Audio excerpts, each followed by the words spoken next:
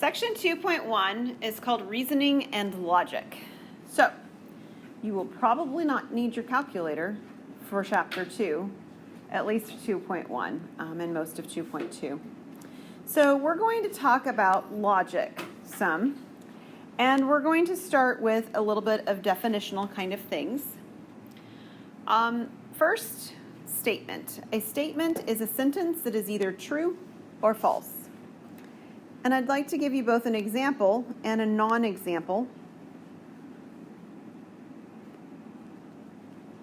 to try to think through that one. So, example, I ate eggs for breakfast.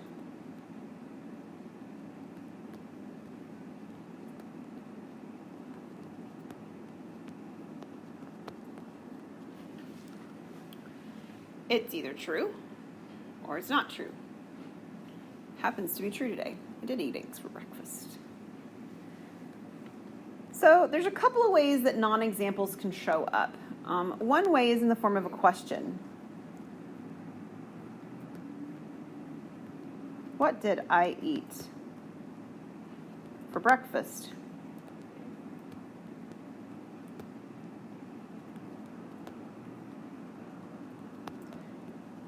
Right, the answer is not true or false, right? Like, it doesn't make any sense.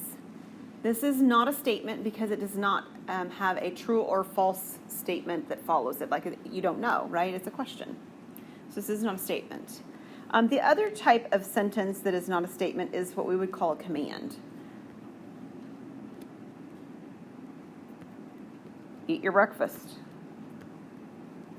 Again, that's neither true or false. It's a directive or a command. So all the ones that you're going to be looking at will have that sort of feel to them, with the exception of things that are maybe vague. There's one in your I think it's in the group work, I'm pretty sure, where it says something like, he is out of town. And since you don't know who he is, we don't know if it's true or false, right? So that's another sort of arbitrary one that kind of pops up every now and then, not the normal non-examples, but it is a non-example because we can't make the statement say, yes, it's true or no, it's not. A negation is the opposite of a statement. And if a statement is written as the letter P, that's supposed to be a lowercase p. I made it look really fat and tall. Lowercase p. Then the negation of the statement has a tilde in front of it, and then it's P. And I don't really know, I'm sorry, I guess that's on the next line, the way it's set up there. I don't really know why they like to use the letters P and Q, but those seem to be the arbitrary starting spots. You know, right, why do we use X and Y? They use P and Q for statements, R and S if they need more than that, but you see letters P and Q used. So the negation of my example above is a pretty straightforward one. It would simply be, I did not eat eggs for breakfast.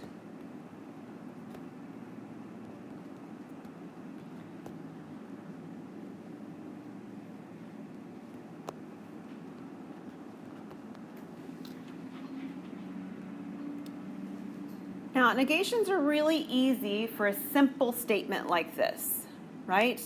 One statement, I just used the word not in there. Or if I said I did not eat eggs for breakfast and I wanted the negation would be I did eat eggs for breakfast.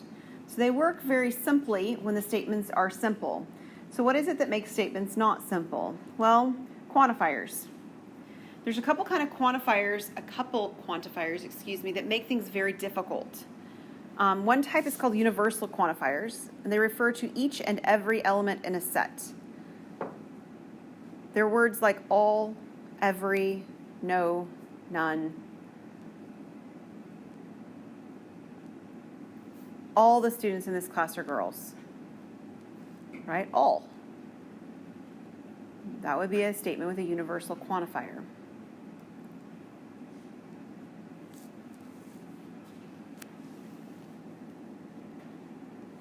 I'll write that one down.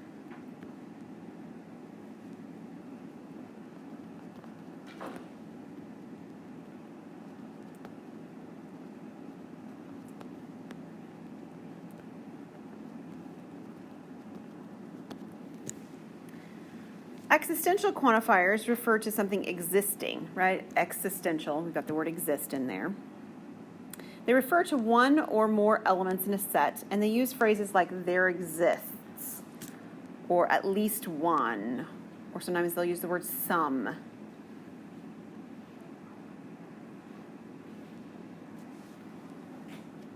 So, we could say something like this.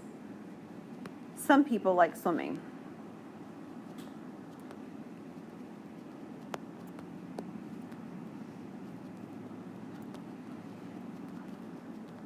It's not as strong of a statement as a universal quantifier, right? Some is not everyone. I mean, that's the way it's sort of phrased, is that you're led to believe that it means that some probably don't, right? That's the inclination of how we sort of think about it from an English standpoint.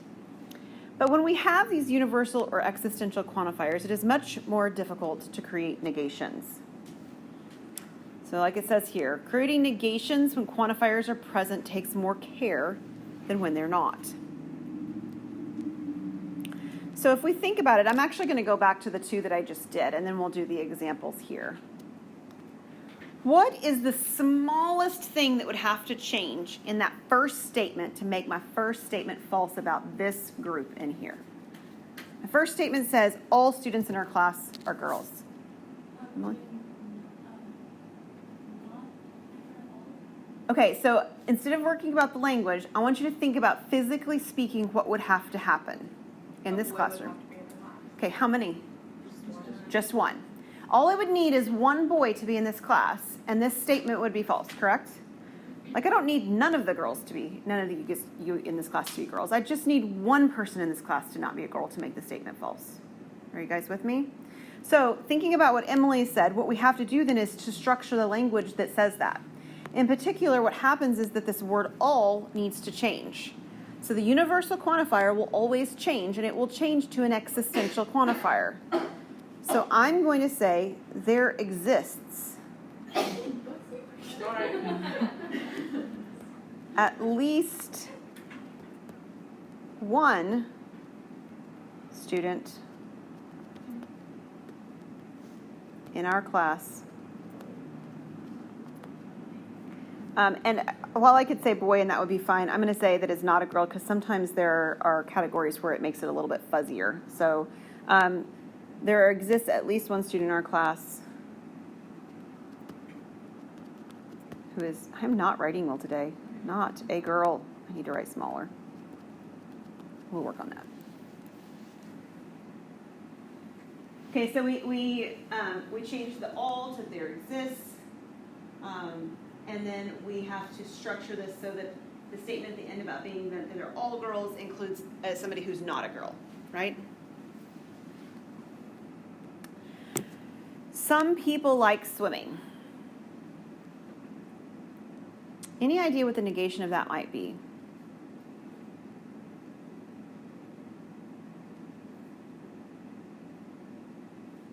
Well, if we're talking about people liking swimming, it's got to be something about not liking, right? What's that? Nope, because that would be a stronger statement. If I said all people like swimming, that's stronger than the statement that I already have. But that's actually something that can happen at the same time. Some do, some don't. Jenna? All people don't like swimming. You're right. So you can say it one of two ways. You can say all people don't like swimming, or do not, either way.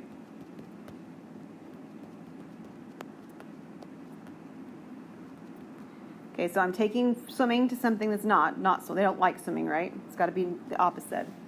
There's one other way to change this that's equally good. There exists can still be true at the same time that some do, because some can and some can't. I mean, like if I still have that possibility of both those things holding true at the same time. Emily? All people like swimming. Nope, that's a stronger statement than I already have. We already said that. Sorry. Yeah, it's okay. How about this one?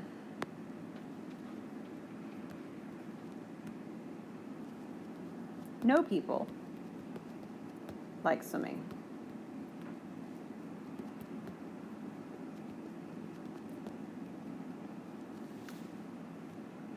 That means the same thing, right? If all people don't like it, then no people like it. So there's two ways that I can change that, but what needs to happen every time when we are changing these is that the universal will turn into an existential, or the existential will turn into a universal. That will always happen when we negate with quantifiers. So let's try a couple of other examples that I didn't just make up. All dogs go to heaven. So first tell me, what does the all have to change into? No, some. Some or there exists. Your pick. So write down your favorite. I'm going to put some because I don't have to write as much. Some dogs, then what? Yeah. Some dogs don't go to heaven. Don't tell my kids that. That would be the negation of that statement. All do, some don't. Now the next one starts out with this one started out with a universal, starts out with that existential some. So the word some needs to change into what two options do I have? Basically all or none. You have to pick whichever works best with the phrasing. You guys said all, so I'll do this. This one says some of my classes this semester are hard. So now this is going to say all what?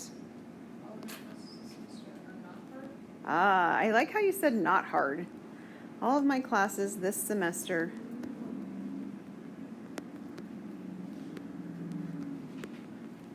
are not hard. And the reason that I would like for you to be a little bit careful is because I have a feeling that you've all had classes before that you would not put in the category of hard or easy, right?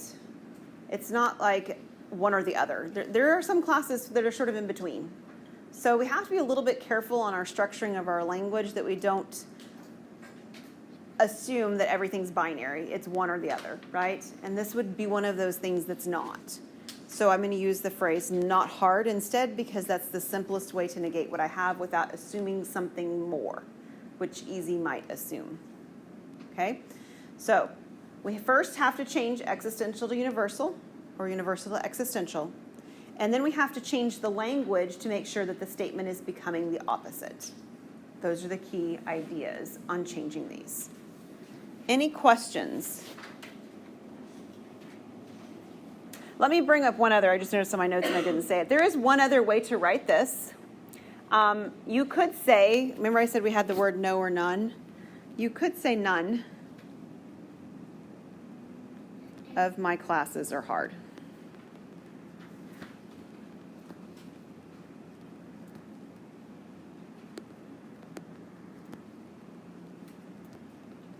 That would be the same statement but phrased differently than the one we already wrote. All of them are not hard or none of them are hard. Okay?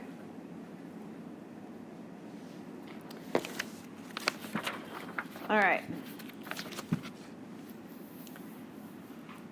So a big portion of this section of this section of your book talks about truth tables. Truth tables are used to show all possible true-false patterns for a statement. Okay? So we're going to create a few truth tables today. So in a truth table, you're going to end up with columns, and the columns are going to have headers. I'm going to call my statement P, and the negation statement is not P. Okay, we've looked at that notation already. So this is whatever the statement is, and this is the negation of the statement. That's what those columns are representing. And P can represent whatever statement you're talking about. So maybe P represents the statement, all the students in this class are girls, right? And then negation of P represents my negation statement that I created that says there's at least one boy in the class, basically. Okay? So here's the way truth tables work. One option is that the original statement is true, right? The original statement I just gave you, it was a true statement. And if that statement's true, then its negation must be false, because that's what a negation is. It makes the statement false.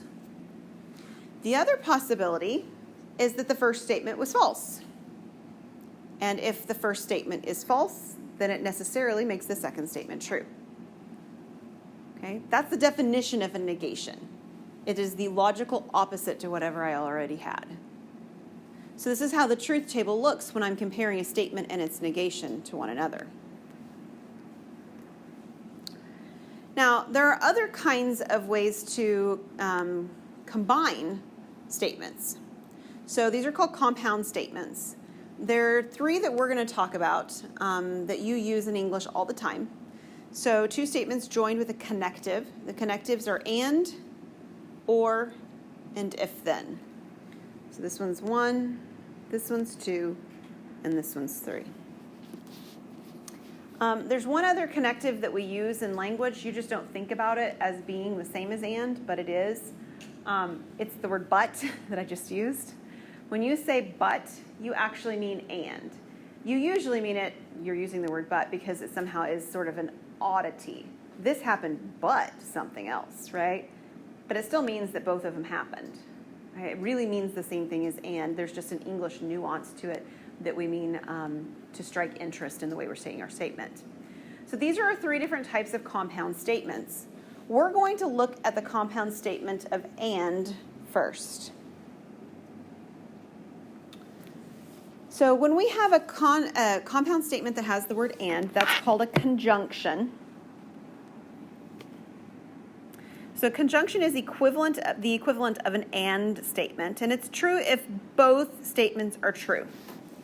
And the notation, if I have statements P and Q, is that I write it with an upside down, like triangle kind of piece. An arrow pointing up, whatever kind of descriptive you want. It's pointing up. Sometimes people will tell me it looks like part of an N, right? The first part of the N. So N for and, we'll remember it that way. So as I have two statements now in a truth table, I have to have a column for each of those statements, just like I did for P and not P. I have a column for P and I'll have a column for Q, but what I really want to consider is what happens to P and Q when I consider both of them simultaneously.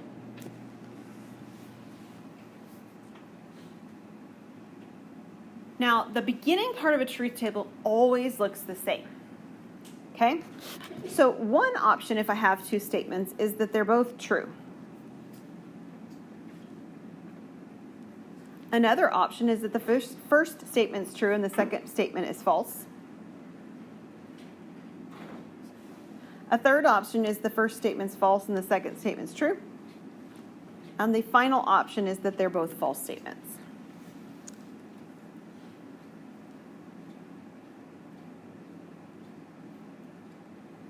Okay, pretty good so far. All right, so I'm going to talk through why this and statement makes sense. Based on the language of the description at the top, it says that this will be true if both statements are true, which means we should find out that this is true and all the rest are false. Okay, that's what we should find out here in a moment. But I'd like to create statements so that you can see why it works, instead of just saying, it works, trust me, move on, and for us to just go with that. I don't think that's very good. So I'm going to take a couple of statements. The first statement I'm going to use for the letter P is the statement, I teach math.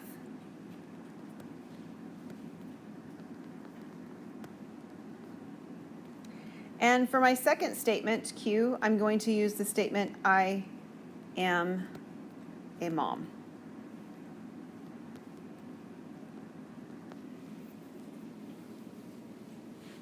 Okay, there's nothing special about these statements. I use these statements every semester because I can usually try and figure out people that you know, and we can talk about them because it makes sense. So, if I'm standing out in the hallway and I holler in and say, this is Dr. Hands. I teach math and I'm a mom. Well, do I teach math? Yes. Am I a mom? Yes. So my statement is true because both of those individual things are true. So if I said to you, I teach math and I'm a mom, you would say, she's telling the truth because you know a little bit about me to know those things are true. Okay? Now, I don't know. Let's go with Dr. Kelly. Do y'all know who Dr. Kelly is? Yes? Okay. So if Dr. Kelly, out in the hallway, actually that's not a good example. I'll use him as my example at the very end. Let's use Dr. Drake. Do you guys know Dr. Drake, some of you? Dr. Drake's in the math department with us, but he's a guy. All right, so that's important for the context here. So Dr. Drake, he's out in the hallway and he hollers in, I teach math and I'm a mom. And now that I've told you and you know, he teaches math, so that's true, right? But he's a guy, so he's not a mom, right? So that's false. So if he says the statement, I teach math and I'm a mom, that statement is now false, right? The and made it false. That's a false statement if he says that. All right. We will go with Dr. Young for the next one. Dr. Young. Y'all know Dr. Young? Over in education, we got some no's. Okay, so Dr. Young's an education professor. She has children, so that's their context. So Dr. Young's out in the hallway and she says, I teach math and I'm a mom. And you're like, no, you don't teach math. That's false. But you're a mom. That's true. But the fact that you don't teach math, and you said you did, makes the whole statement then false. And we'll use Dr. Kelly for the last one. So Dr. Kelly says the same thing. Teach math, and I'm a mom. And you're like, that was weird, right? Because he does not teach math. He is not a mom, so that is also a false statement. Okay? So what do you need to remember? Well, you need to remember that when you're doing an and statement, both the pieces have to be true to give you a true result. That's what you need to remember. And we're going to do an or statement next. So an or statement is called a disjunction. So a disjunction is true when either statement is true. And if I'm comparing P and Q like I did before, the or statement flips the sign that looked like the arrow up to an arrow pointing down. Or it looks like a letter V. And we're going to do the same truth table setup that we did before. And the reality is that the P and the Q, even if you don't know what to do next, you can always set them up because they always look the same. 2 truths, 2 falses, and then they alternate. True, false, true, false. The setup is always the same. And we're going to use our same statements that we did before over here for P and Q. Our last column is the P or Q column. So, once again, I come to your classroom and I say, I teach math. This time I say or. I teach math or I'm a mom. And you're like, well, I don't know why she used the word or, but yeah, that's true. She actually does both, right? But that's true. It's a true statement. So it would be weird for us to say that in an English sentence, but it would be true. I do teach math. I am a mom. So either or both, they're true. Dr. Drake, he comes and he says, I teach math or I'm a mom. And you're like, well, I don't know why you're talking about being a mom, but yeah, that's true because you teach math. And Dr. Young says, I teach math or I'm a mom. And you're like, I don't know what you're talking about math for, but I know you're a mom. So that's true. And Dr. Kelly again says, I teach math or I'm a mom. And you say, no, that's not true. Neither one of those are true. That's a false statement. So when I have an or statement, right, I end up with a lot of truth values at the end that are true. Yeah? In fact, the only one that's false is where I've got all the falses across when I'm dealing with an or statement. I'd like to show you one more that you do not have a place for. So flip to the back page of this. I need to adjust my notes, but it just hasn't happened yet. Or flip your paper over or something like that, or write it in really tiny to the side. Over here, I told you there's 3 types of statements. There's conjunctions and there's disjunctions. And the one that I haven't done yet is the if-then statement. And I want to show you the if-then statement.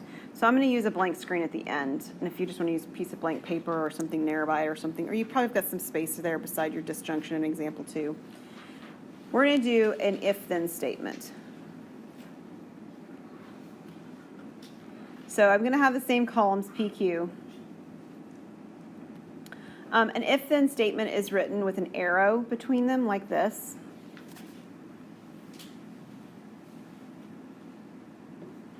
Okay, so on my column headers, I've got P, I've got Q, I've got P arrow Q.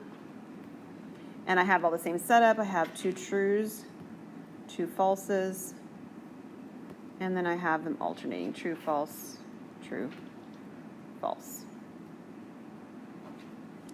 And in order to make sense of this, because this one's the trickiest of them, I want to change my P and Q statements from before.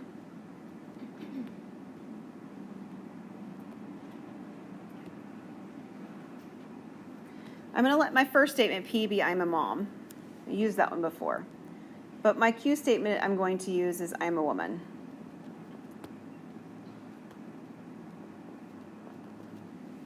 Okay?